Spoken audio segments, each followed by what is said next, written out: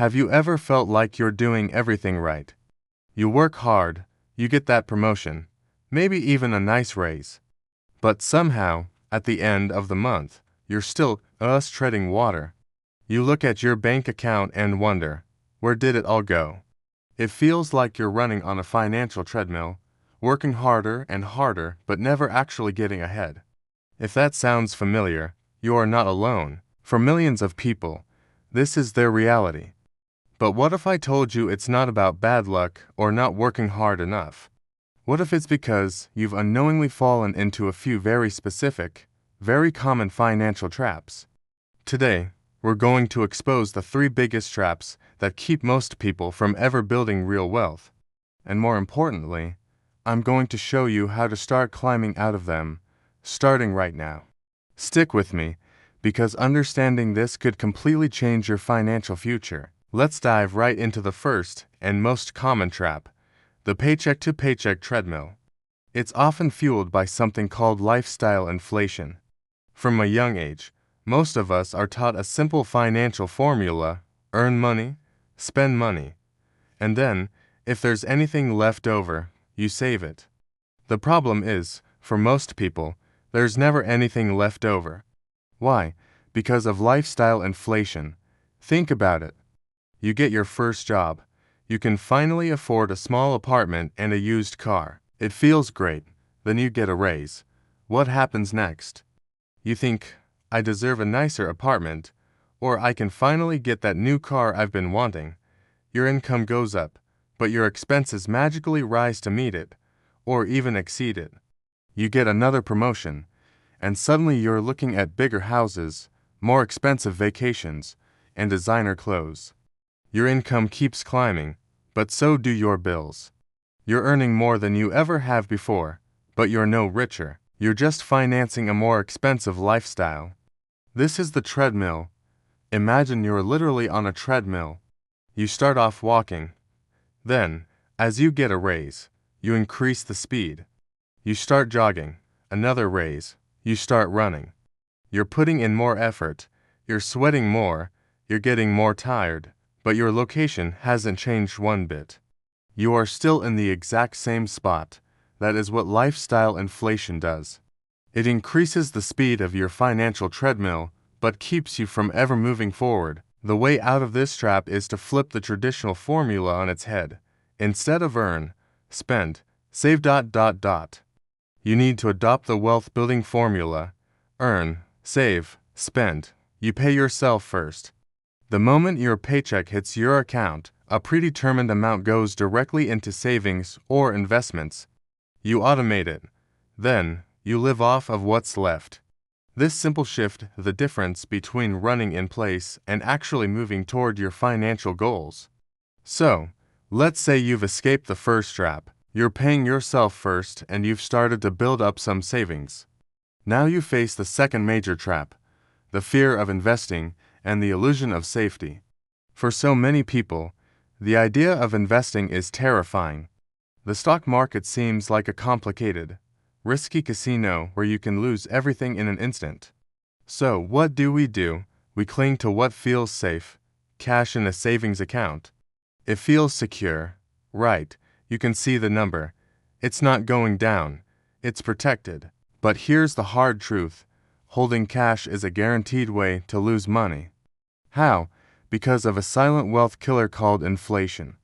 Inflation is the rate at which the cost of goods and services increases and your money's purchasing power decreases. Think of your money in a savings account like an ice cube sitting on the counter. It might look solid, but it's slowly, silently melting away. Every single day, it's a little bit smaller. Your savings account might be paying you a tiny bit of interest, maybe 1%.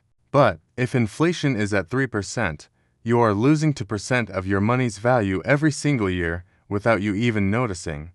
That's not safety, that's a guaranteed loss. The safe option is actually the riskiest one for long-term wealth building. The antidote to this fear is understanding the power of compound interest through simple, consistent investing.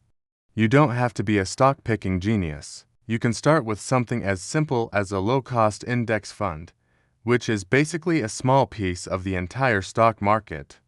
When you invest, your money isn't just sitting there melting. It's working for you, generating more money, which then generates even more money. It's like planting a money tree instead of watching an ice cube melt. Starting small is key. The fear fades with education and action. This brings us to our third and final trap. And it's a fundamental mindset shift. It's the trap of trading time for money. From our very first summer job, we are programmed to think this way. I work 1 hour. I get paid for 1 hour. I work 40 hours a week. I get a 40-hour paycheck. This is called active income. Your income is directly tied to the time and effort you actively put in. If you stop working, whether you get sick, take a vacation, or retire, your income stops too. This is the model that 99% of the population follows, and it's why 99% of the population will never be truly wealthy, because you only have 24 hours in a day. There is a hard cap on how much time you can trade. The wealthy, on the other hand, understand that the real path to financial freedom is to break this link between time and money. They focus on acquiring or building assets. An asset is something that puts money in your pocket, whether you are actively working or not. This is passive income. Think about it. A rental property generates rent checks every month, even while you sleep. A well-built stock portfolio pays you dividends. A business you've built with strong systems can run and generate profit without your daily presence. A book you wrote or a course you created can sell for years, generating royalties. The goal is to use your active income from your job to buy or build these passive income-generating assets. You're shifting from being the engine of your income to being the owner of the income engine. The journey starts by asking yourself a new question. Instead of how can I earn more money, start asking, what asset can I buy or build with the money I have, even a tiny one? That mental shift is the first step toward getting off the hamster wheel for good. So there you have it. The 3 financial traps that ensnare the vast majority of people. Let's quickly recap. First, the paycheck-to-paycheck treadmill, where lifestyle inflation eats up every raise you get. The solution: pay yourself first. Automate your savings before you even have a chance to spend it. Second, the fear of investing, which keeps your money in safe savings accounts where it's guaranteed to lose value to inflation. The solution: start small, educate yourself, and begin investing consistently, even just a little, to let compound interest work its magic. And third, the trap of trading time for money. The solution is to begin shifting your mindset from earning active income to acquiring passive income-generating assets. Break free from these 3 traps, and you no longer playing the game by society's rules, you replaying the game by the rules of the wealthy. The path won't be easy, but it is simple. Start by saving first, invest consistently, and begin thinking about what your very first asset will be. The journey to financial freedom starts not with a lottery win, but with a single, conscious decision to do things differently. Thank you so much for watching. If this video opened your eyes, please hit that like button and subscribe for more content that will help you build a life of financial freedom. Let me know in the comments which trap you're going to focus on breaking first. I'll see you in the next video. Welcome back to the series. If you've been following along, you should have your first $1,000 saved. Give yourself a huge pat on the back. That's not just money, that's your freedom fund. It's the launchpad for your next mission. Up until now, you've been in the saver mindset, which is crucial.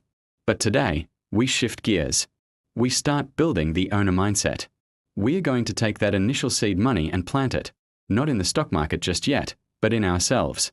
We're going to create an income stream that you control, that isn't tied to a boss or a time clock. We are going to build your first side hustle. This is where the game truly changes, moving you from a passive participant in the economy to an active player. Let's get into the blueprint. The first step is figuring out what you can actually do. It's easy to get overwhelmed with a million ideas, so I'm going to give you 3 clear paths to find your gold. Think of these as different trails up the same mountain. Path number 1 is the fastest route. Monetize your skills. You already have abilities that people will pay for. I promise. Are you the person friends ask to proofread their resumes? You're a writer. Do you love organizing your closet by color and season? You're an organizer. Maybe you're great with graphic design, editing videos for fun, or you know your way around a car engine. These are not just hobbies, they are marketable skills. The trick is to package them. You're not just good at writing, you offer 500-word blog post editing. You're not just handy, you offer flat-pack furniture assembly. We are turning your existing talents into a clear, simple service. Path number 2 is for the treasure hunters. Become a connector. This is all about arbitrage, which is just a fancy word for buying low and selling high. You're connecting an undervalued product with a market that's willing to pay more for it. Think about it. You could go to thrift stores, garage sales, or clearance aisles and look for things you know are underpriced. Maybe it's a vintage band t-shirt, a rare book, or a piece of furniture that just needs a little cleanup.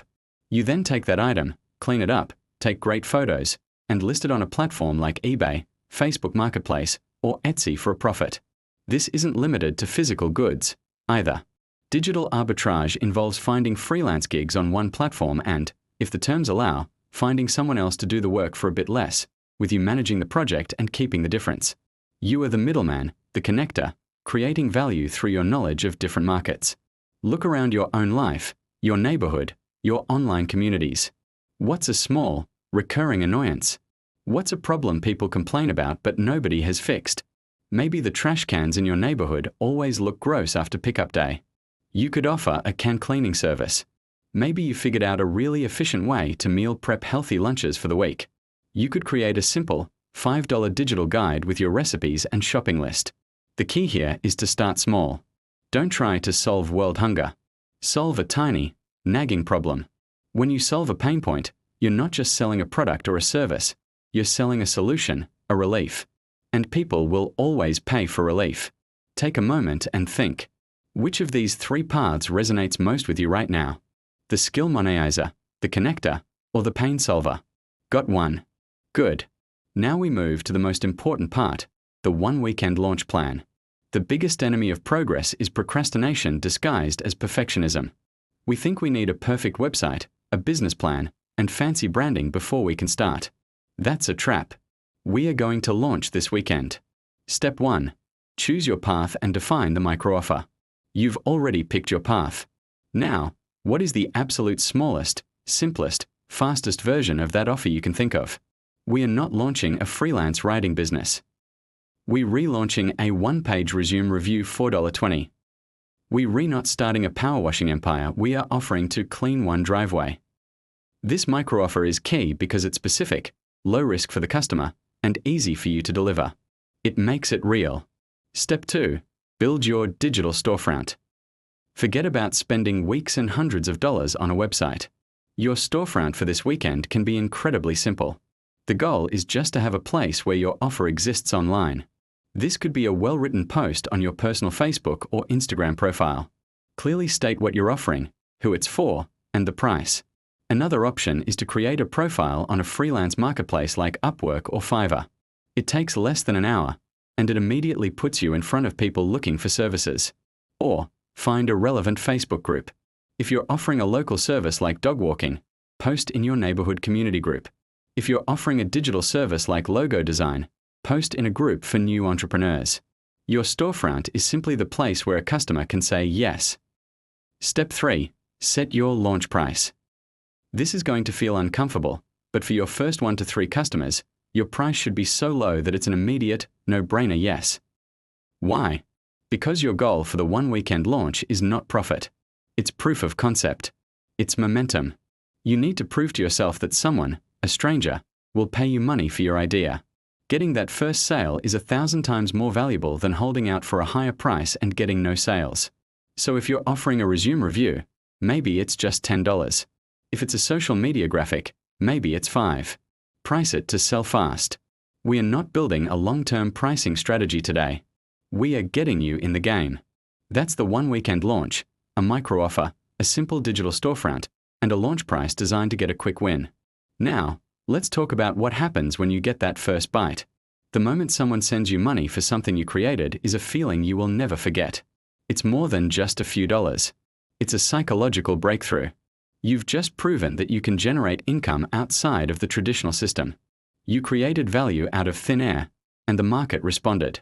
This single dollar is proof that the entire model works. It validates your idea and gives you the fuel to keep going. Once you get that first customer, your job is to over-deliver.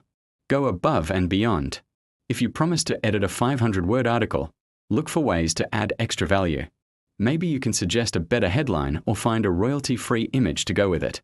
Make their experience so good that they are blown away by the value they got for their money. This isn't just about being nice. It's about starting the most critical system in any business, the feedback loop. After you've delivered the service or sold the product, follow up. Don't be shy. Send a simple message or email and ask 2 very specific questions. First, what did you like most about the experience? This tells you what your strengths are and what you should double down on. Second, if there was one thing that could have made it even better, what would it be? This isn't criticism. It's priceless market research. It gives you a roadmap for improvement. Your first customers are not just customers. They are your co-developers. They are helping you refine your offer, your process, and your pricing. Listen to them, thank them for their feedback, and then immediately use it to make your micro-offer even better for the next customer. This loop of action, feedback, and iteration is the engine of business growth. So let's bring it all home. We've covered the 3 paths to find your gold: monetizing your skills, becoming a connector, or solving a pain. We've laid out the 1-weekend launch plan, creating a micro-offer, a simple storefront, and a launch price to get your first win. And we've talked about the power of that first dollar and how to use the feedback loop to grow. A side hustle is so much more than extra cash. It's a real-world MBA. It teaches you marketing, sales, customer service, and operations on a small, manageable scale. It builds confidence and shifts your identity from someone who works for money to someone who makes money work. Your mission, should you choose to accept it, is to launch this weekend and earn your first dollar. In our next video, we're going to take the profits you start generating from this new side hustle and learn how to put them to work. We'll dive into Investing 101, breaking down the simple, effective ways to start growing your wealth for the long term. But first, you need to build the machine that creates that investment capital. It all starts here. Thanks for watching, take action this weekend, and I'll see you in the next video. Are you worried about inflation? That feeling when you look at your grocery bill and it seems a little higher every week. The creeping fear that the money in your bank account is losing its power. It's a modern anxiety, but it's not a new one. To truly understand the risks and, more importantly, the hidden opportunities in our current economic climate, we need to travel back in time, back to 1920s Germany, to a period that became the most extreme case of inflation in history, the Weimar Republic. This isn't just a history lesson. This is a playbook written in the ashes of an economic catastrophe that reveals timeless secrets about how wealth is truly protected and created. What happened a century ago is a stark warning, but it also holds the key to navigating the financial challenges of today. So, stay with us as we unlock the Weimar playbook. Imagine a world turned upside down, a world where your life savings, carefully accumulated over decades of hard work, can barely buy you a loaf of bread. This was the horrifying reality for the German middle class in the early 1920s. At the peak of hyperinflation, prices were doubling every few days. Workers demanded to be paid twice a day, rushing to the stores during their lunch break to spend their wages before they became worthless by evening. The German currency, the paper mark, lost all meaning. People started using wheelbarrows, laundry baskets, and suitcases not to carry their belongings, but to carry the mountains of cash needed for simple purchases. A single postage stamp cost billions of marks. Children were seen playing with stacks of banknotes like they were building blocks, because the paper was cheaper than actual toys. For the prudent, the savers, the people who did everything right according to conventional wisdom, it was an absolute apocalypse. Pensions evaporated into thin air. War bonds, once considered a safe investment, were now just decorative paper. The entire foundation of the middle class, a belief in thrift saving, and the stability of money was completely destroyed. They had trusted the system, they had trusted their currency, and in return, they were wiped out. Their wealth, held in paper form, vanished like a mirage. This period wasn't just an economic crisis. It was a psychological trauma that tore the fabric of German society apart, proving that in times of extreme monetary turmoil, holding cash can be the single riskiest thing you can do. The people who thought they were being safe were the ones who lost everything. But while millions were being impoverished, a small, shrewd group of individuals was getting richer than they had ever dreamed. They weren't saving money, they were doing the exact opposite. And at the forefront of this group was a man nicknamed the Inflation King or Inflationskönig. His name was Hugo Stinnes. Stinnes and other industrialists like him saw the chaos not as a disaster, but as a once-in-a-lifetime opportunity. Their strategy was shockingly counterintuitive. They went on a borrowing spree. They took out massive loans from banks, borrowing billions upon billions of the rapidly devaluing paper mark. To an ordinary person, taking on colossal debt in such an unstable economy would seem like pure insanity. Why would you borrow money that was becoming more worthless by the hour? But Stinnes understood a fundamental secret of inflation. While the value of the currency was plummeting, the value of real, tangible things was not. So, what did he do with all that borrowed cash? He immediately converted it into Satzwert, the German word that translates to real assets or assets of substance. He bought factories. He bought coal mines and steel mills. He acquired vast tracts of land and real estate. He even bought up shipping fleets and newspaper companies, expanding his empire at a breathtaking pace, while everyone else was desperately trying to get rid of their worthless paper money in exchange for goods. Stinnes was using worthless borrowed money to acquire the very means of production, the core industrial and physical assets of the entire German economy. He was trading fantasy money for reality. Now, here comes the masterstroke, the final move in this incredible financial chess game. The hyperinflation continued to spiral out of control until late 1923, when the German government finally introduced a new, stable currency, the Rentenmark, to stop the chaos. So, what happened to all those mountains of debt that Hugo Stinnes and others had accumulated?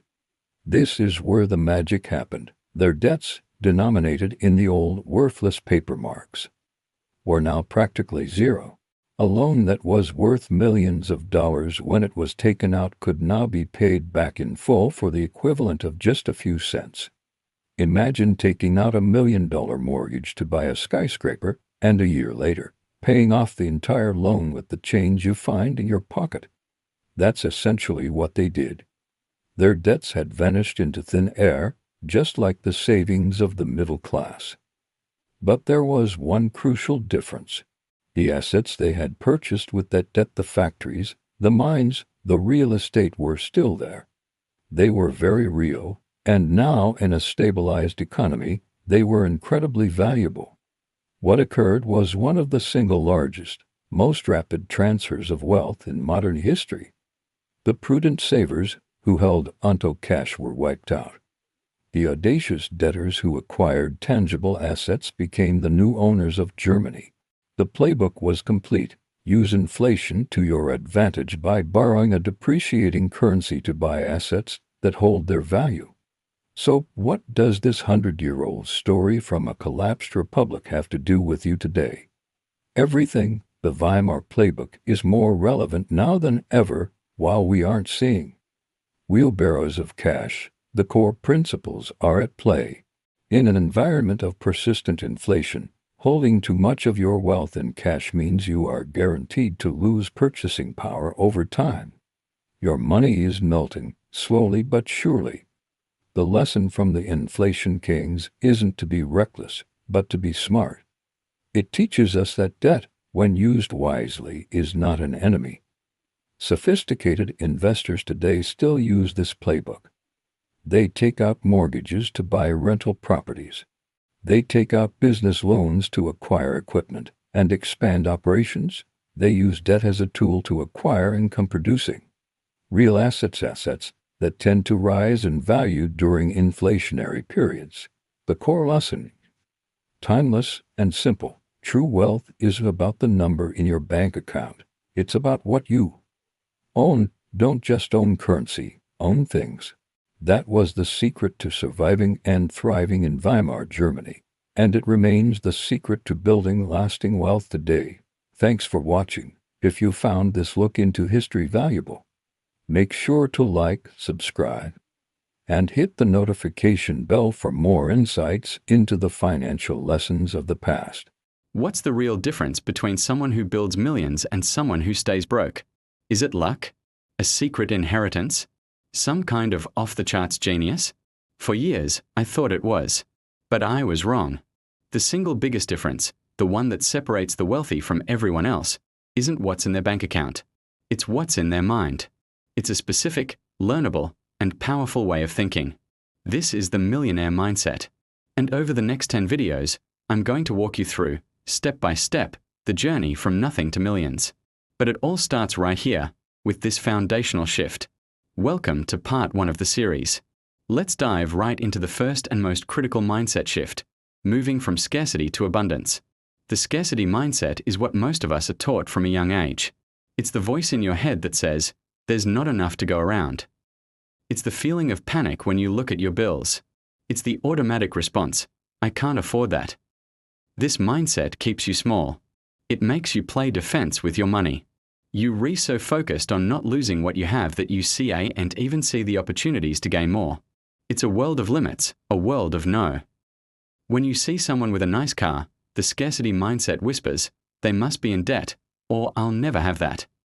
It's a mindset rooted in fear and limitation. Now, let's flip the switch to the abundance mindset. This isn't about magical thinking. It's about seeing a world of possibilities. The abundance mindset believes there is more than enough for everyone. Instead of seeing a nice car and feeling envy, you feel inspiration. Instead of saying, I can't afford that, you ask a fundamentally different and infinitely more powerful question. How can I afford that? This simple change of a word from CAN to how opens up your brain. It forces you to problem solve, to think creatively. How can I afford that? Might lead you to think about starting a side hustle, asking for a raise, or learning a new skill. It shifts you from a passive victim of your circumstances to an active creator of your reality. The world is full of money, opportunities, and ideas. The abundance mindset gives you the permission to go out and claim your share. It's about seeing opportunity where others see obstacles. The second massive mindset shift is moving from a consumer to an owner. This one will change how you view every single dollar you ever earn. Most people are trapped in the consumer cycle. They go to a job to earn a paycheck. What do they do with that paycheck? They spend it. On rent, on food, on clothes, on a new phone, on subscriptions, on a car. These are liabilities. They take money out of your pocket. The cycle repeats. Work, earn, spend. You work harder, you get a raise, you spend more. It's a treadmill you can never get off. The consumer mindset sees money as a tool for buying things, for immediate gratification. The owner mindset is the complete opposite. A future millionaire sees every dollar not as something to spend, but as a little worker, a little employee. And their job is to go out and make more money. Instead of buying liabilities, they buy assets. An asset is something that puts money into your pocket. This could be a stock that pays a dividend, a rental property that generates cash flow, a business you build that produces profit, or even a course you buy that increases your earning potential. The owner asks, will this purchase make me more money in the future? They delay gratification today for massive freedom tomorrow. They are building a financial army, where their money works for them around the clock, even while they sleep. This is the fundamental difference. Consumers work for their money. Owners make their money work for them. Future millionaires treat their free time differently. They see it as an opportunity for growth. They operate with an education mindset. Instead of spending 2 hours watching a movie, they might spend 2 hours reading a book on investing. Instead of spending $100 on a night out, they'll invest that $100 in an online course that teaches them a high-income skill. They go to seminars, they find mentors, they listen to podcasts that expand their thinking. They understand that the greatest investment they can ever make is in themselves. The return on investment for knowledge is infinite. While entertainment leaves you in the exact same place you started, education propels you forward. It compounds over time, just like money. Every book you read, every skill you learn, makes you more valuable and more capable of creating wealth. So let's recap the 3 core pillars of the millionaire mindset. First, shifting from a world of scarcity and limits to a world of abundance and opportunity. Stop saying "I can't" and start asking "How can I?" Second, evolving from a consumer who spends money to an owner who deploys money. Make every dollar your employee and buy assets, not liabilities. And third, choosing education over entertainment. Invest your time and money in yourself, because knowledge is the ultimate currency. This might feel like a lot, but you don't have to change everything overnight. The journey from nothing to millions is a marathon, not a sprint. So here is your first action step. I want you to pick just one of these 3 areas: abundance, ownership, or education, and make one small change today. Maybe you catch yourself thinking "I can't afford it" and force yourself to brainstorm how you could. Maybe you decide to put just $20 toward an asset instead of a coffee. Or maybe you skip one episode of your favorite show tonight and read one chapter of a business book instead. Just one small step. That's all it takes to start. Thank you for being here for the first step of this incredible journey. In our next video, we are getting tactical. We are going to cover exactly how to make your first $1,000. You won't want to miss it. Make sure you subscribe and hit that notification bell so you can continue this journey with me. I'll see you in the next video. Feeling a little anxious about what 2026 holds for your wallet? You're not alone. The world feels more uncertain than ever, and a lot of us are wondering how we can secure our financial future. But what if I told you that you could build an unshakable financial fortress brick by brick starting today? A fortress that can withstand economic storms and help you not just survive, but thrive. Forget complicated jargon and get-rich-quick schemes. Today I'm giving you 3 practical, no-nonsense steps to build real, lasting wealth. Stick with me, because by the end of this video, you will have a clear blueprint to take control of your money and build your own financial fortress in 2026 and beyond. Our first and arguably most powerful step is what I call the 50% savings rule. Now, before you click away thinking that's impossible, hear me out. This is a mindset shift, a radical philosophy called pay yourself first. Most people get paid, pay their bills, spend on wants, and then save whatever is left over, if anything. We're flipping that script entirely. The moment your paycheck hits, before you pay a single bill or buy a single coffee, you move 50% of it into a separate savings account. You are the most important bill you have to pay. So how do we make this a reality? It starts with a ruthless expense audit. For 1 month, track every single penny. Use an app, a spreadsheet, or a simple notebook. You'll be shocked at where your money is going. That daily $5 latte? That's over $150 a month. Those subscription services you forgot you had? Another $50 or $60 gone. This isn't about shaming yourself. It's about gathering data. Once you see the numbers, you can make conscious choices. The psychology here is key. We're not depriving ourselves. We're prioritizing our future freedom. Living on 50% of your income forces you to be incredibly intentional. You'll start asking, do I really need this, or do I want financial independence more? This might mean downsizing your apartment, selling a car you barely use, cooking at home, or finding free hobbies. It's a short-term sacrifice for a lifetime of security. The goal isn't to live like a hermit forever, but to aggressively build your foundation so you have options later. And where does this money go? Not into your regular checking account. It goes directly into a high-yield savings account. These are online savings accounts that offer much higher interest rates than traditional brick-and-mortar banks. This way, your money isn't just sitting there. It's actively working for you, earning more money while you sleep. It's your emergency fund, your opportunity fund, and the first massive brick in your financial fortress. This step is the hardest, but it's also the one that will accelerate your wealth-building journey like nothing else. Now for step 2. You must become a master of debt. This means truly understanding the difference between good debt and bad debt. Let's be clear. Bad debt is a wealth destroyer. It's any debt taken on for things that go down in value or are consumed. The most common culprit? Credit card debt. That 20% interest rate is a financial wildfire burning through your savings.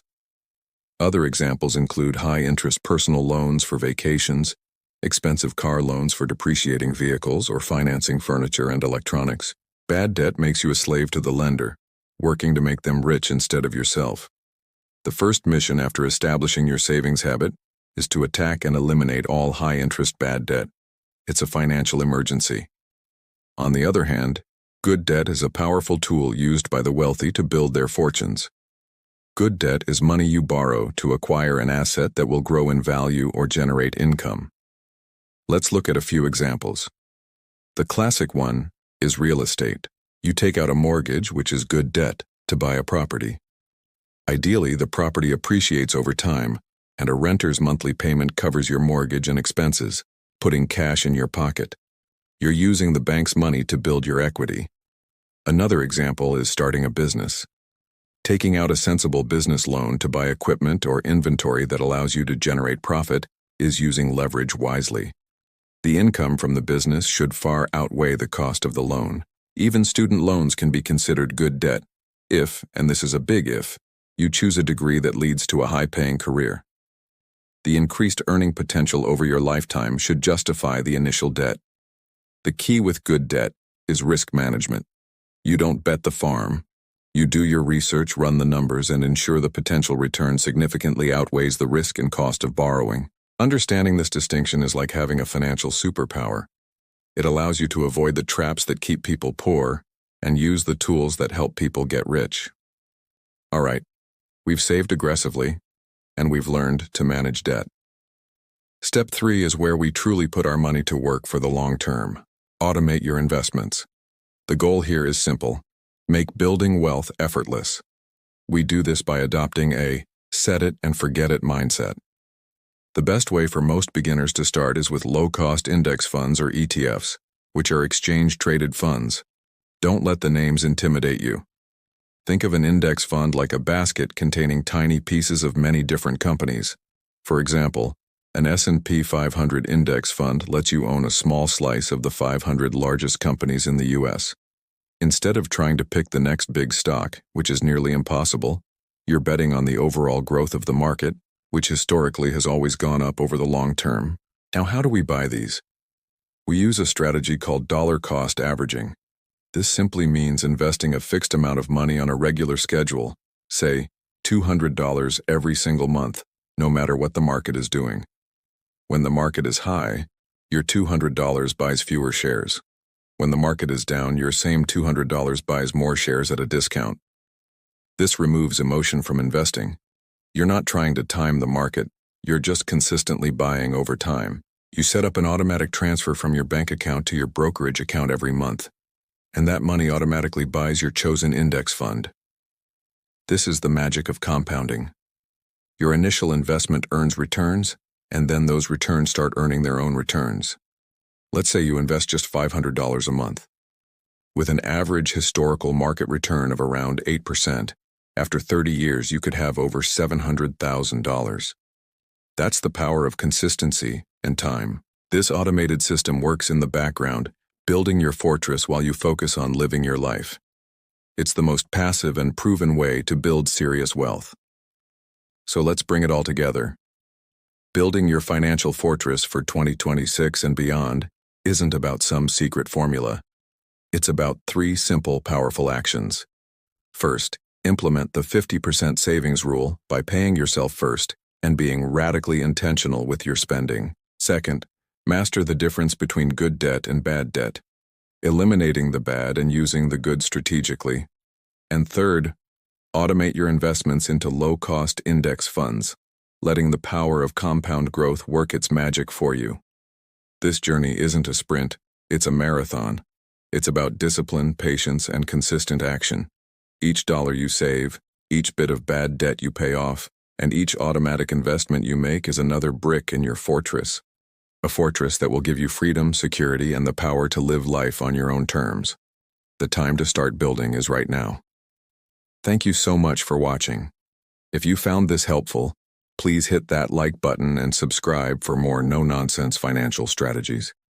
Let me know in the comments which step you're going to start with first. I'll see you in the next video. The year is 2026. A sense of unease hangs in the air, a tension felt in every rising price tag, every shrinking savings account. We live in an age of unprecedented economic anxiety.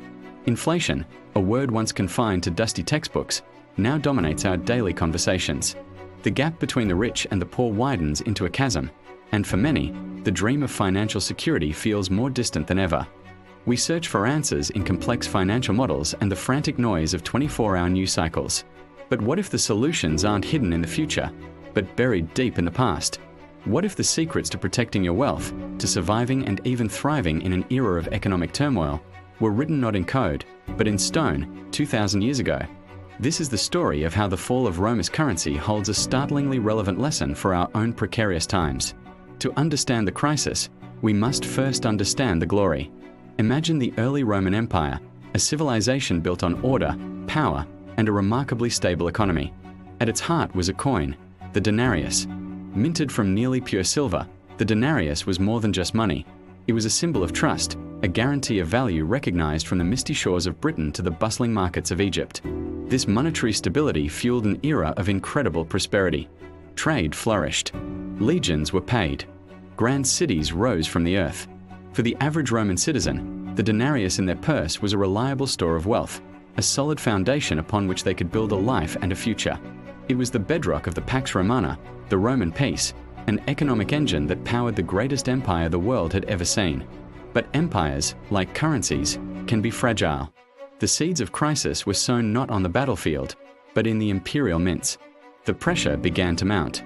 Endless wars on distant frontiers, grandiose construction projects in Rome, and the extravagant lifestyles of the emperors demanded a constant flow of funds. The state's coffers began to run dry. Faced with a choice between raising taxes on the powerful elite or finding another way, emperors like Nero chose a path of deception. They began to debase the currency. It was a simple, insidious process. They would recall the pure silver denarii, melt them down, and mix the silver with cheaper base metals like copper or tin. Then, they would remint the coins, creating more denarii from the same amount of precious metal. At first, the change was almost imperceptible. A little less silver, a little more copper. But it was a fatal addiction. With each successive emperor, the silver content plummeted. By the time of the crisis of the 3rd century, the denarius, once a proud silver coin, was little more than a bronze token with a thin, deceptive wash of silver. The public was not fooled for long. Prices for everyday goods like bread and oil skyrocketed. A soldier's wages, once enough to support a family, became worthless. Economic chaos ensued. Trust in the state, and in its money, evaporated. The very fabric of Roman society began to tear apart. While the masses struggled with worthless currency and rampant inflation, the Roman elite, the patrician class, played a different game. They saw the writing on the wall. They understood that the value of the denarius was an illusion, a promise the state could no longer keep. And so, they quietly began to pivot. Their strategy was simple and profound. They abandoned the status to base money and moved their wealth into tangible, real-world assets. They purchased vast tracts of agricultural land, enormous estates known as latifundia, which produced grain, wine, and olive oil, real goods that would always have value. They invested heavily in urban real estate, owning entire apartment blocks in Rome and other major cities. They also began to hoard what little sound money remained, accumulating gold and old, pure silver coins, hiding them away from the debased currency that flooded the markets. They were creating their own parallel economy, one based not on imperial decree, but on physical, durable assets that could not be printed or debased into oblivion. While the common citizen's savings turned to dust, the wealth of the elite was preserved, insulated from the crisis in land, property, and precious metal. The chaos eventually found a resolution, but one that cemented the new economic reality. The Emperor Constantine, in a sweeping reform, introduced a new gold coin, the solidus. It was a stable, reliable currency that would anchor the Byzantine economy for centuries. But this great reset came with a catch. Who benefited most? The very patricians who had spent decades converting their failing currency into tangible assets.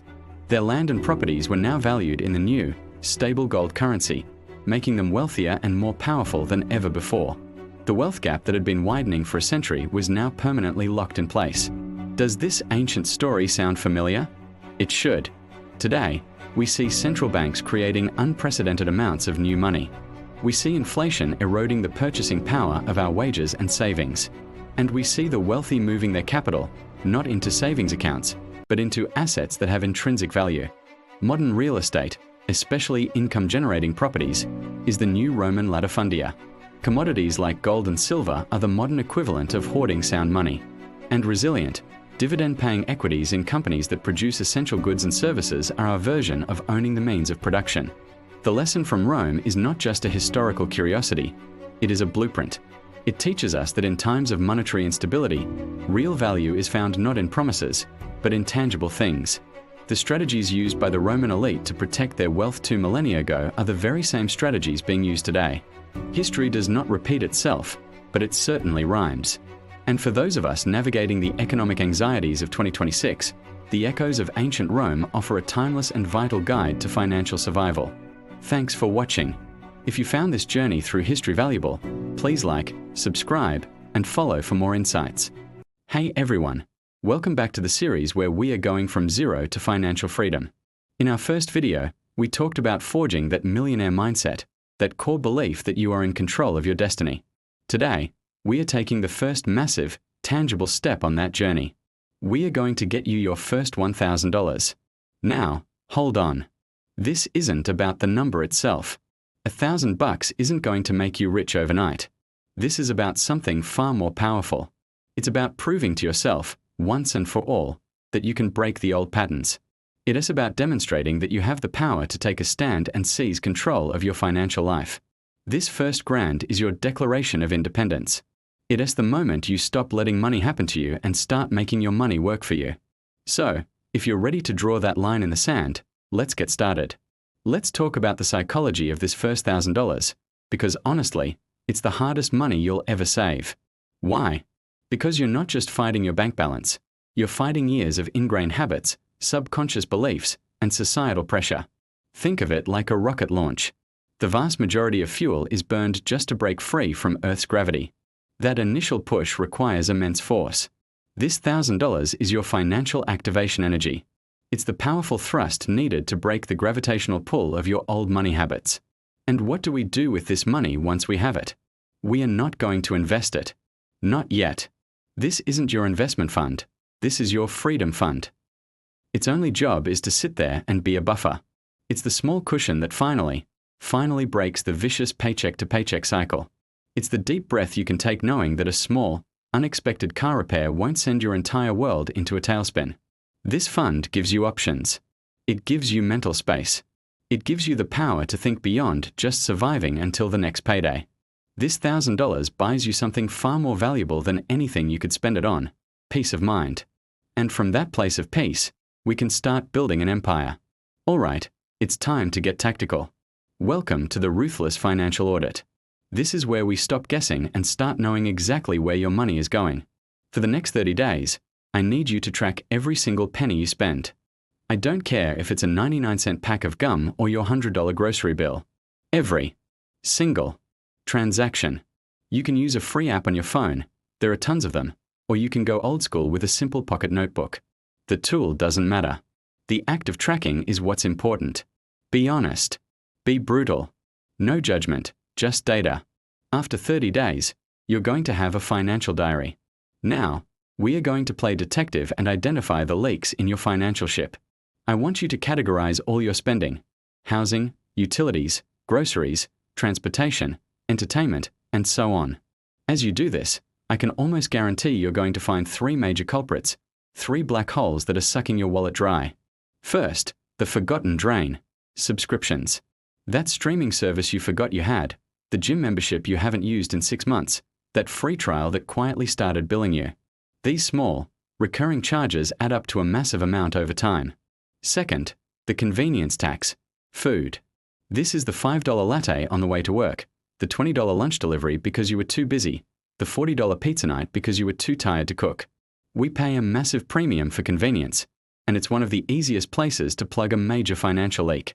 And third, impulse buys. That thing you saw on social media, the limited time offer that popped up in your inbox, the random stuff you grabbed at the checkout line. These are unplanned, emotion-driven purchases that provide a fleeting moment of satisfaction but do long-term damage to your goals. Now for the hard part, the cut or keep decision. Go through your list, look at each of these leaks, and ask yourself one simple question: does this purchase truly bring me more value than the freedom my first $1,000 will? Be honest. For each item you decide to cut, I want you to physically write down the amount you'll save and then take immediate action. Cancel the subscription. Delete the food delivery app from your phone. Unsubscribe from marketing emails. This isn't about deprivation, it's about conscious redirection. You are taking that money that was leaking away and intentionally redirecting it toward your freedom fund. Okay, team, we've audited our finances and plugged the leaks. Now it's time to go on the offensive. Welcome to the Aggressive Savings Gauntlet. This is a short, intense challenge designed to get you to that $1,000 goal as fast as humanly possible. We need a quick win to build momentum. First up is the No Spend Challenge. For the next 30 days, you are going on a spending diet. You will only spend money on absolute, non-negotiable necessities. I'm talking about your rent or mortgage, your essential utilities, your basic groceries for cooking at home, and essential transportation to work. That's it. No lardies. No takeout. No new clothes. No movie tickets. No just one little thing from Amazon. For 30 days, your wallet is on lockdown. Every dollar you would have normally spent on a want, not a need, goes directly into your freedom fund. It's tough, but it's temporary, and it's incredibly effective at shocking your savings into existence. Next, we are going on a treasure hunt in your own home. This is the household goldmine. I want you to walk through every room, every closet, every drawer, and find 10 to 20 items you haven't used in the last year. That old video game console, the kitchen gadget you used once, the clothes that no longer fit, the books you've already read. One person's clutter is another person's treasure. Your goal isn't to get the perfect price. Your goal is to get cash in hand quickly. Take decent pictures, write a simple description, and list them on platforms like Facebook Marketplace, OfferUp, or eBay. Be realistic with your pricing. It is better to sell something for $20 today than to have it sit in your closet for another year, listed for $40. Every sale, no matter how small, is a victory. That cash goes straight into the fund. Finally, for those who want to supercharge their progress, we have the gig for $1,000. The goal here isn't to start a new career. It's a targeted strike. Pick up a simple, temporary side gig with the sole purpose of earning until you hit your $1,000 target. This could be anything: delivering food for a few weekends, walking dogs in your neighborhood, doing some freelance writing or data entry online, helping someone move. The key is to find something you can start right now, with minimal setup, and dedicate a set number of hours to it with laser focus. Every dollar you earn from this gig is sacred. It doesn't go to bills or coffee. It goes directly, 100%, into your freedom fund. This is the final push that will get you across the finish line. You did it. Take a moment and just look at it. $1,000. Your $1,000. You earned it. You saved it. You fought for it. This isn't just money in an account. It's proof. It's the very first brick you've laid in what will become your financial fortress. This is the physical manifestation of your new mindset. More important than the money itself is the system you've built to get it. You've learned how to track your spending, how to identify and cut waste, and how to aggressively generate cash when you need to. You've broken the spell of paycheck-to-paycheck living. You've proven to the most important person, yourself, that this is possible. You have taken control. This is the foundation. Now that we have this buffer, this freedom fund, we can start to build on it. The next step is to create a consistent, reliable stream of extra income. And that's exactly what we are going to cover in our next video, the Side Hustle Blueprint, where we'll turn that one-time gig into a real income-generating machine. You've accomplished the hardest part. The journey is just beginning. Thanks for watching, and I'll see you in the next one. Welcome back to the series. If you've been following along, give yourself a massive pat on the back. Seriously. You've done the hard work of shifting your mindset. You've saved your first $1,000, and you've even started bringing in some extra cash. You are on the path. But now comes the part that changes the game entirely. It is the step that separates those who work for money their whole lives from those who make their money work for them. Today, we are talking about investing. Now, I know that word can be terrifying. It might bring up images of complicated charts, risky bets, and people in suits shouting on a trading floor. I want you to erase all of that. For today, I want you to think of investing not as gambling, but as ownership. It's about buying a piece of the world's progress, and it's the single most powerful tool you have to build real, lasting wealth. Let's get into it. Before we talk about how to make your money grow, we need to talk about the silent thief that's making it shrink every single day. That thief is called inflation. We touched on this before, but it's so important we need to revisit it. Think of the cash you have sitting in a savings account like an ice cube sitting on your kitchen counter. Even if you don't touch it, even if you don't spend it, it's slowly, silently melting away. That's inflation. The price of everything, gas, groceries, rent, tends to go up over time. So, the dollar you have today will buy less stuff 10 years from now. Your money is losing its purchasing power. Let's make this crystal clear. Imagine you had $10,000 20 years ago. If you put it in a typical savings account, with average interest rates, today you'd have about $12,000. Not bad, right? But hold on. What if, instead, you had invested that same $10,000 into a simple S&P 500 index fund, which we'll talk about in a minute? Do you know how much you'd have today? Not $12,000. Not $20,000. You'd have over $60,000. That's 5 times more. The difference isn't just a number on a screen. It's the difference between struggling and security, between working forever and having freedom. Keeping your money in cash isn't the safe option. It's a guaranteed way to lose. The real risk is not investing.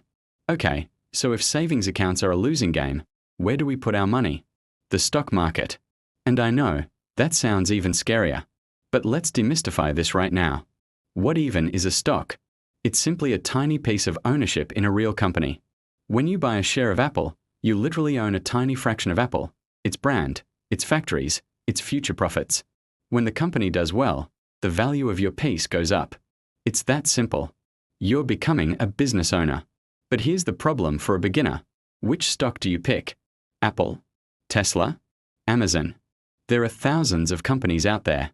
Trying to pick the one or two that will be massive winners is incredibly difficult, even for professionals. It's like trying to find a needle in a haystack. It's risky, it's stressful, and it's why so many people get scared and quit. But what if I told you there's a way to invest without having to pick a single stock? A way to avoid all that stress and risk? There is, and it's called an index fund. Specifically, the S&P 500 Index Fund. Here is the analogy I want you to remember. Don't bet on a single horse in the race, just bet on the whole race. An S&P 500 Index Fund does exactly that. Instead of buying one company, you're buying a tiny slice of the 500 largest, most successful companies in America all at once.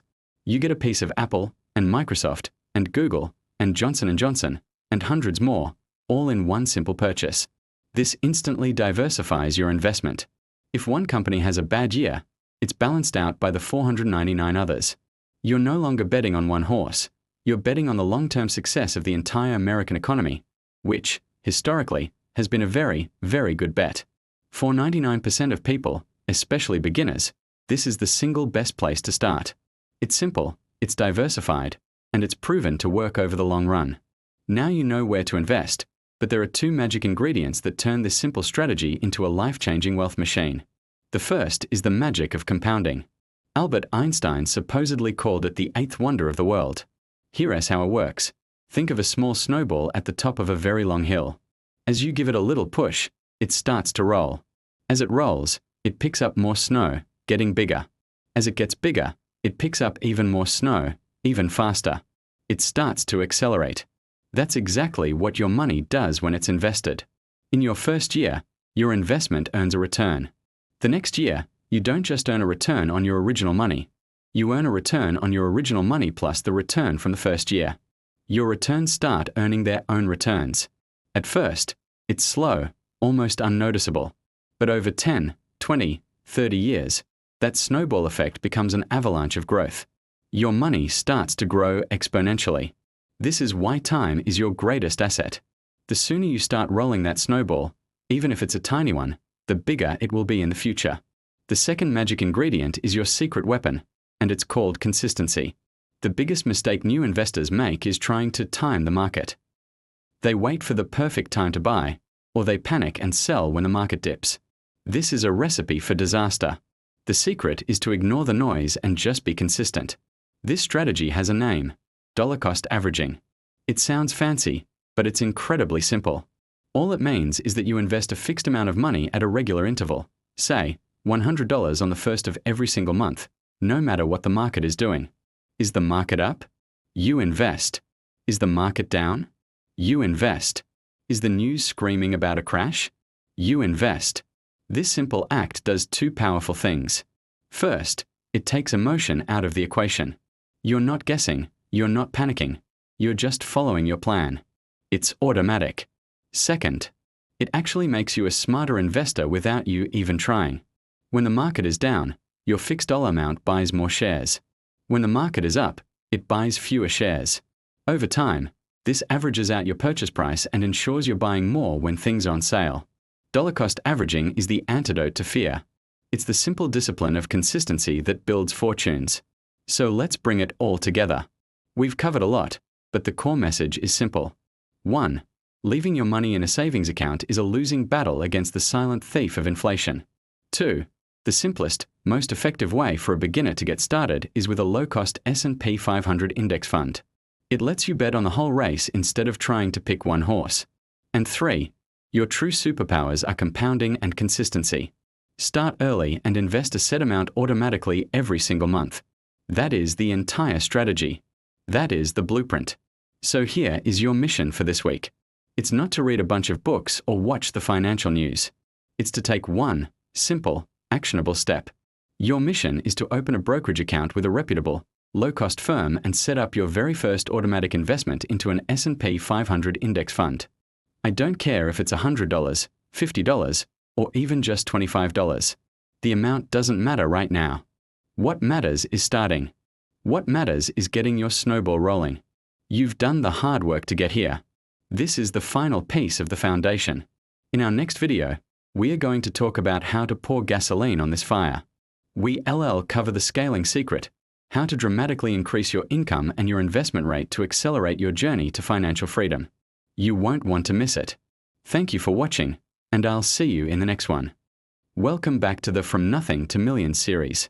If you've been following along, give yourself a huge pat on the back. Seriously, you forged a millionaire mindset, built your savings fortress, launched a side hustle, and even started investing. You've officially left the starting line and you're in the race. But now you're facing a new, more complex challenge. You're making extra money, which is fantastic, but you've probably realized something. You haven't bought your freedom, you've just created a second job for yourself. You're working your main job, then clocking in for your side hustle. How do you break free from this cycle and turn that extra income into true wealth? The answer, my friend, is scaling. Scaling is the secret ingredient that transforms linear effort into exponential growth. It's how you go from earning a little extra to building a legitimate empire. Let's get into it. Right now, you might be stuck in what I call the solopreneur trap. It's a very common plateau. You're the heart and soul of your side hustle. You find the clients, you do the work, you handle the invoicing, you answer the emails. You are the business. And because of that, you've become the bottleneck. Your income is directly tied to the number of hours you can physically work. Want to make more money? You have to work more hours. But there are only 24 hours in a day. You can't create more time. Think of it like a talented baker. By hand, she can bake maybe 50 amazing loaves of bread a day. She's maxed out. To sell more, she has to stay up later, wake up earlier, and sacrifice her health and sanity. Her income has a hard ceiling. This is the definition of trading time for money. It's a great start, but it's not the path to true financial freedom. To break through that ceiling, you need to stop being the baker and start owning the bakery. You need to scale. So how do we do that? It comes down to pulling 3 powerful levers. These are the mechanisms that will detach your income from your time. Lever number 1 is to productize your service. This is a game changer. It means taking your skill or service, the thing you currently do for one client at a time, and turning it into a product you can sell to many people at once. Let's say you're a personal trainer who does one-on-one sessions. You're limited by your schedule. To productize, you could create a pre-recorded video workout program or write an ebook on nutrition. Now, you can sell that program or that book to 100 people, 1,000 people, 10,000 people, all at the same time, without you needing to be there for every single sale. Are you a graphic designer who creates custom logos? Instead of just doing one-off projects, you could create a pack of 50 high-quality logo templates and sell it on a marketplace. You do the work once, and it pays you over and over again. By creating a product, you break the direct link between your time and your revenue. You build an asset that works for you, even while you sleep. The second lever is leveraging other people. I know, for many of you, the thought of hiring someone is terrifying. It feels expensive, complicated, and like you're losing control. But you need to reframe this. You're not losing control. You're buying back your most valuable asset, your time. Start small. You don't need to hire a full-time employee. Find a freelancer on a platform like Upwork or Fiverr to handle one specific, repeatable task that's eating up your time. Maybe it's editing your videos, scheduling your social media posts, or managing customer service emails. Let's do the math. Let's say your time in your business, when you're focused on high-value tasks like strategy or sales, is worth $100 an hour. But you re-spending 10 hours a week on administrative tasks that you could pay someone else $20 an hour to do. By hiring that freelancer, you spend $200, but you free up 10 hours of your own time. You can now use those 10 hours for the $100 an hour tasks, generating $1,000 in value. Your net gain is $800. Hiring isn't an expense. It's an investment with an incredible return. You pay someone to handle the $20 tasks so you can focus on the $1,000 tasks. The third and final lever is leveraging technology. If productizing breaks the link between your time and sales, and people buy back your time, technology automates the entire system. We live in an incredible age where powerful tools are cheap and accessible. Your goal is to systematize everything you possibly can, so the business runs without your constant input. Use an email marketing service like MailChimp or ConvertKit to automatically send out welcome sequences and promotional campaigns to your audience. Use an e-commerce platform like Shopify or Gumroad to handle sales, payments, and digital product delivery automatically. Set up a chatbot or a detailed FAQ page on your website to answer the most common customer questions, reducing your support time to near zero. Every single process in your business, from how you attract a customer to how you deliver the product and follow up afterward, can be documented and, in many cases, automated. This is how you build a machine that works for you 24/7, generating revenue and serving customers without you having to manually turn the crank every single time. Pulling these three levers, productizing, people, and technology, requires a fundamental shift in your identity. You have to transition from the doer to the decider. You have to adopt the CEO mindset. As a solopreneur, your job was to do the work.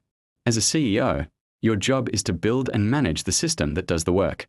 Your focus shifts from fulfilling orders to designing the fulfillment process. It shifts from writing every social media post to creating the content strategy that a freelancer can execute. It shifts from answering every email to building the automated sequence that nurtures your leads. This is the real definition of an entrepreneur. An entrepreneur doesn't just work asterisk and asterisk their business. They work asterisk on asterisk their business. They are the architect, not the bricklayer. This mindset shift is often the hardest part, but it's the most crucial. It is the final step that unlocks true scale and allows you to step away while your income continues to grow. So, let's recap. You've hit a plateau where you're just trading more time for more money. To break through, you need to scale. You do this by pulling three levers. First, you productize your service, creating an asset you can sell infinitely. Second, you leverage people, buying back your time by delegating lower-value tasks. And third, you leverage technology, automating your system so the business runs on its own. This is how you stop being an employee in your own business and start becoming the owner of a scalable asset. And speaking of scalable assets, in our next video, we're going to dive deep into one of the most classic and powerful wealth-building vehicles of all time, real estate. We'll cover the absolute basics you need to know to get started. You won't want to miss it. Thanks for watching, and I'll see you in the next one. Hey everyone, welcome back to the From Nothing to Millions series. I'm so glad you're here for video number 6. Let's just take a quick look at how far we've come. We started by rewiring our mindset for wealth. Then, we built our financial foundation with a powerful saving strategy. We turbocharged our income with a side hustle and then dipped our toes into the world of investing with a basic look at the stock market. Now, it's time to talk about the OG of wealth building, the classic, physical pillar that has created fortunes for centuries, real estate. I know what a lot of you are probably thinking. Real estate. Isn't that for people who are already rich? I don't have hundreds of thousands of dollars lying around. I hear you. That's a huge misconception, and it keeps so many people on the sidelines. My promise to you in this video is to tear down that wall.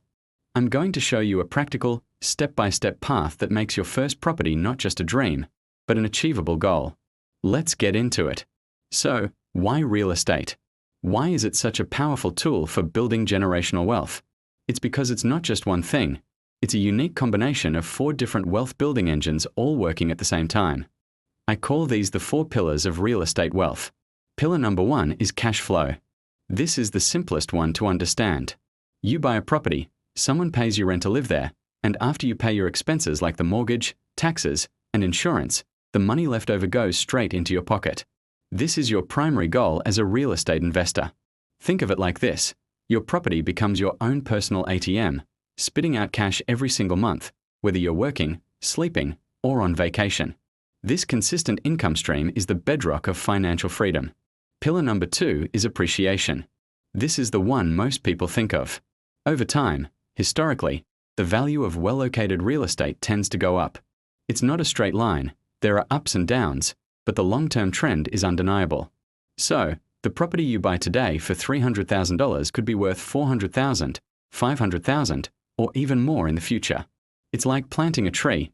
You might not see it grow day to day, but over the years, it can become something massive. Pillar number 3 is loan paydown. Now, this one is pure magic, and it's where leverage comes into play. When you buy a property, you usually get a mortgage, right? Well, who pays that mortgage every month? Your tenant does. That rent check you receive covers the bank payment. So, every single month, your tenant is buying you an asset. The loan balance goes down, and your ownership stake, which is called equity, goes up. It's an automatic wealth-building machine that someone else is fueling for you. You are literally getting richer in your sleep. And finally, pillar number 4, tax benefits. Let me be clear, I'm not a tax advisor, but the benefits are too good not to mention. The government actively encourages real estate ownership by offering incredible tax deductions. You can often deduct the interest you pay on your mortgage, your property taxes, insurance, and repair costs. But the biggest one is called depreciation. The government lets you deduct a portion of the property's value from your taxable income each year, even if the property is actually going up in value. It's like a government-approved wealth hack that can significantly lower your tax bill. When you combine these 4 pillars, cash flow, appreciation, loan paydown, and tax benefits, you have a wealth-building machine that is truly unmatched. Okay, the 4 pillars sound amazing, but the big question remains, how do I, a beginner, actually buy my first property with limited funds? This is where we get to the most powerful and accessible strategy for anyone starting out. It's a concept called house hacking. So what is house hacking? It's beautifully simple. Instead of buying a single-family home for yourself, you buy a small multifamily property. That means a duplex with 2 units, a triplex with 3, or a fourplex with 4 units. Then, you live in one of the units and you rent out the others. You become both an owner-occupant and a landlord at the same time. Now, here comes the financial magic. Let's say you buy a duplex. The total mortgage payment, including taxes and insurance, might be $2,500 a month.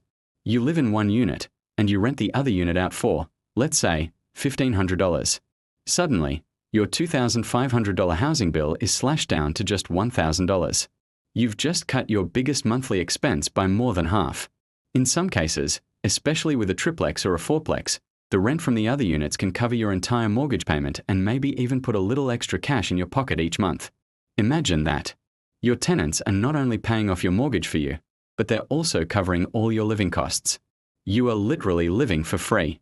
This one move can radically accelerate your journey to financial independence by freeing up thousands of dollars every single month that you can then save and invest. But wait, you might be thinking, don't I need a huge 20% down payment to buy an investment property? Normally, yes. But this is the secret that makes house hacking so accessible. Because you are living in the property, you're not considered a typical investor in the eyes of the bank. You are an owner-occupant. This unlocks special loan programs. For example, in the United States, there's a popular loan called an FHA loan, which allows you to buy a property with as little as 3.5% down. For a $300,000 duplex, that's just $10,500. not the $60,000 an investor would need. These low down payment, owner-occupant loans make your first real estate deal highly attainable, much sooner than you think. So, you're sold on the idea. You're ready to start house hacking. But how do you know if a property is a good deal or a money pit? You can spend weeks analyzing spreadsheets, but when you're just starting, you need a quick and dirty way to filter out the bad deals fast. This is where you use the 1% rule. The 1% rule is a simple screening tool. It states that the total monthly rent you can collect from a property should be at least 1% of the total purchase price plus any immediate repairs needed. Let me give you an example. If you're looking at a duplex that costs $200,000, the 1% rule says that the total rent from both units should be at least $2,000 a month. That's 1% of $200,000. If a $200,000 property only rents for $1,200 a month, it probably won't have good cash flow. You can just cross it off your list and move on without wasting any more time. Now, it's super important to understand the purpose of this rule. The 1% rule is not a final investment decision. It's a filter. It's the first gate a property has to pass through. Meeting the 1% rule doesn't automatically mean it's a great deal. You still need to do your due diligence, analyze the other expenses like taxes, insurance, maintenance, and vacancy. But what it does, brilliantly, is it allows you to quickly sift through hundreds of listings online and instantly identify the ones that have the potential to be winners. It tells you which properties are even worth a deeper look. It saves you an enormous amount of time and keeps you focused on deals that actually have a chance of making you money. So let's bring it all home. We've seen how real estate stands on the 4 pillars of wealth: monthly cash flow, long-term appreciation, having your loan paid down by others, and incredible tax benefits. And we've unveiled the single best strategy for beginners to get in the game: house hacking. By living in one unit and renting out the others, you can slash your living expenses, live for free, and have your tenants buy you a valuable asset. I want you to reframe how you think about real estate. It's not just a passive investment like a stock. It's a business. You are the CEO of your own small rental business, and it's a business that can set you and your family up for life. Thank you so much for watching.